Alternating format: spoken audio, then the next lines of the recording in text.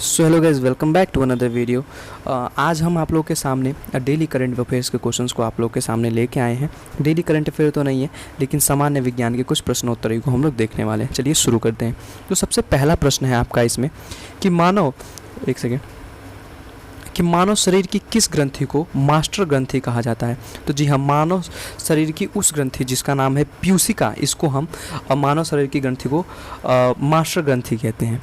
अगले क्वेश्चन की तरफ देखते हैं कि रेखीय संवेग संरक्षण किसके बराबर होता है।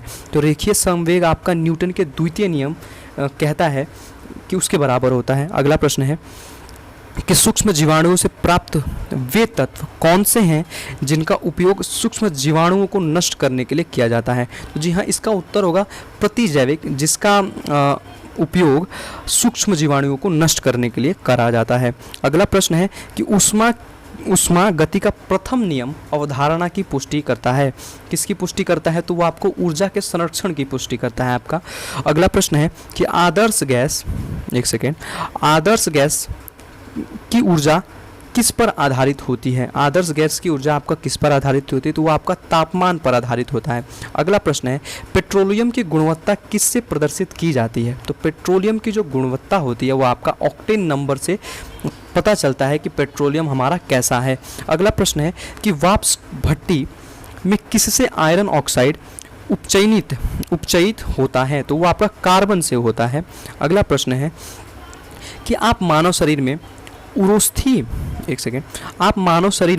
उरोस्थी को कहाँ पाएंगे। तो उरोस्थी जो होती है वो आपको कहाँ होती है? वो आपकी जांघ में होती है। अगला प्रश्न है भूमि के अपमार्जन में योगदान देने वाला जीव कौन सा होता है।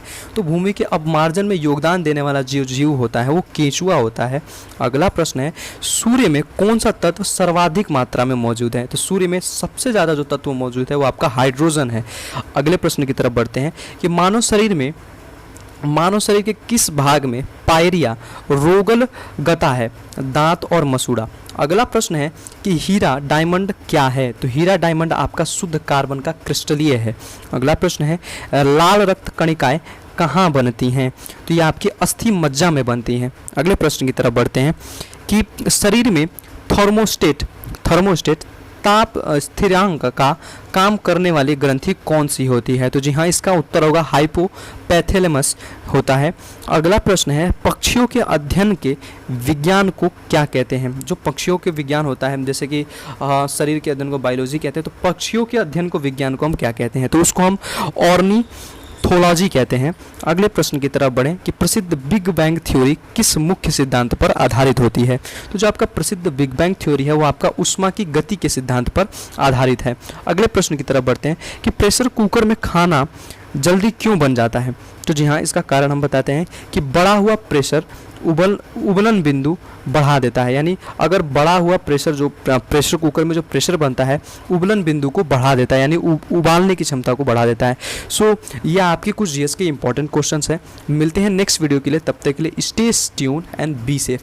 और यार प्लीज़ सब्सक्राइब करना मत भूलना इस यूट्यूब चैनल पर, जहाँ पे हम डेली के बेसिस पे करंट अफेयर्स के क्वेश्चंस को लेके आते रहते हैं। आज की करंट अफेयर की वीडियो नहीं आ पाई है, कल भी नहीं आई थी, लेकिन आज हम लोग जीएस के एक वीडियो को आप लोग के सामने ड्रॉप करते हैं। मिलते हैं नेक्स्ट वीडियो के लिए, तब तक स्टे सेफ, बी सेफ।